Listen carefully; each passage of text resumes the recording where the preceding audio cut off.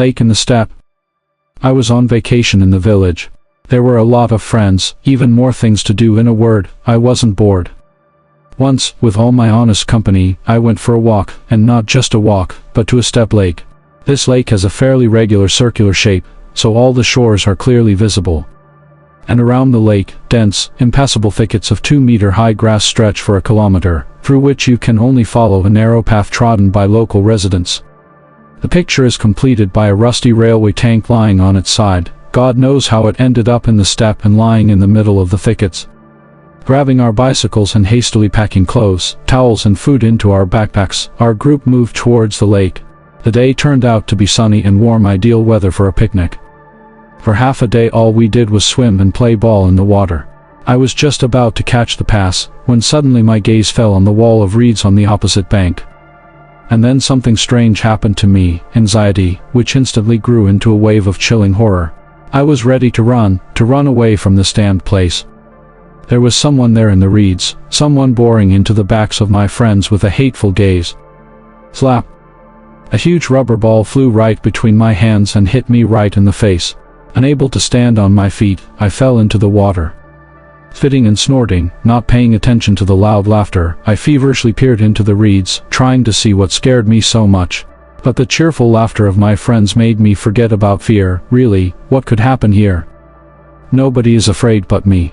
We continued to have fun until the evening, and when it got dark, tired and hungry, we went to that very cistern, climbed the remains of the stairs onto it, lit a fire from branches previously collected in the village, and began to devour provisions taken from home. The August night was just beginning, and there were already countless stars in the sky. There was no noise from the village or dogs, only the noise of the fire and the sounds made by the crickets. We told each other horror stories and shared plans for the rest of the summer. Suddenly our attention was attracted by a noise, as if someone was making their way through thick grass. Instinctively, we huddled together and looked at each other meaningfully. Maybe a group of neighborhood kids decided to join us or intimidate us? But this idea somehow didn't take root. Someone was walking, pushing the grass with his body, making it seem as if a wave was running across the dark green sea, as if from a large fish. Whoever it was, I was amazed at the speed with which he moved. In such thickets, even running, you can't accelerate more than 10 kilometers per hour, but this guy was literally flying. The bravest of us, Dima, decided to go down and deal with the jokers, but 8 pairs of hands immediately stopped this idea, dragging him into the very center of the circle. Meanwhile, the stranger described a circle around the tank and stopped at the stairs. Here Dima could not stand it. "Hey, who's fooling around there? Now I'm going to cry, I'll break my legs." The answer was silence. About 2 minutes later a sound was heard as if someone was scraping against the body of the tank. We were seriously scared. No one remained silent any longer. "Hey, who's there? It's not funny." "We give up, we scared." "Fools, we'll get off now, you'll definitely get it." "That's enough for you, better go." Even all our voices combined could not block this. A long howl echoed across the steppe, hanging somewhere under the stars. Something screamed incessantly, and in this scream there was so much anger and hatred that it sent a chill down my spine. We were so scared that we didn't even try to do anything, but just huddled together. Some, including me, tried to close their ears so as not to hear it. However, the vile sound made its way even through plugged ears, gradually gaining height and involuntarily suggesting a circular saw.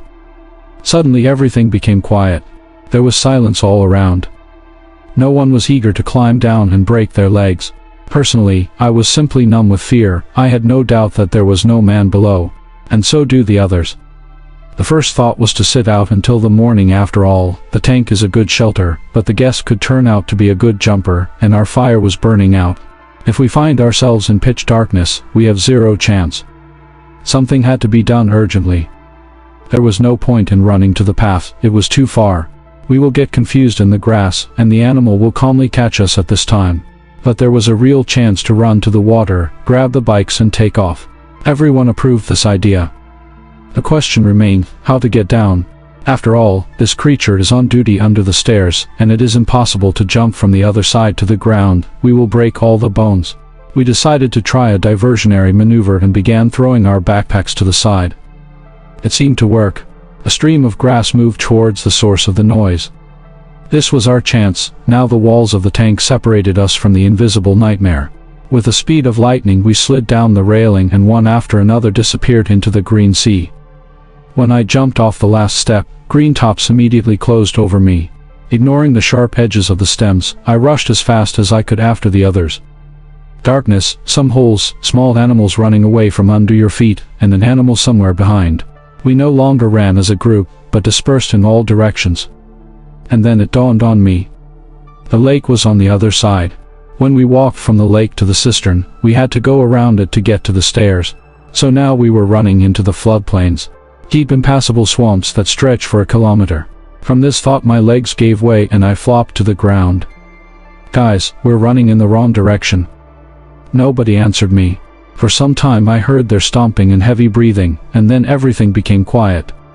I was lying on the ground, unable to move. It seemed to me that if I moved from my place, something would immediately fall on me and bite me to death. However, no one jumped or sank their fangs into the throat. I tried to get up. There was darkness all around me, the stars glittered indifferently from above. A scream was heard nearby. I didn't wait until I had to scream too, and rushed in the opposite direction. Forward, forward, forward. Suddenly the solid wall parted and retreated to the horizon. A fresh wind blew in my face. I don't know how, but I made it to the shore. In the distance, I noticed 7 receding rays from flashlights. It looks like 7 managed to get out. I saw 2 bicycles lying on the ground. It looks like there was someone else here besides me. I grabbed the bike, sat on it and rushed towards the village with all my strength. It later turned out that the guys did hear my scream and turned back. Having reached the lake, they wanted to wait for Dima and me, but the fear turned out to be stronger. They pulled out the bikes for us, hoping we would get out. But Dima didn't get out. No, it wasn't torn apart. He died of hypothermia after sitting in the lake all night. There was an investigation, police inquiries, a noisy funeral. The whole village was searched for the creature, but nothing was found. Some people didn't seem to believe us at all. But we know, what made our friend sit in icy water until the morning is still alive.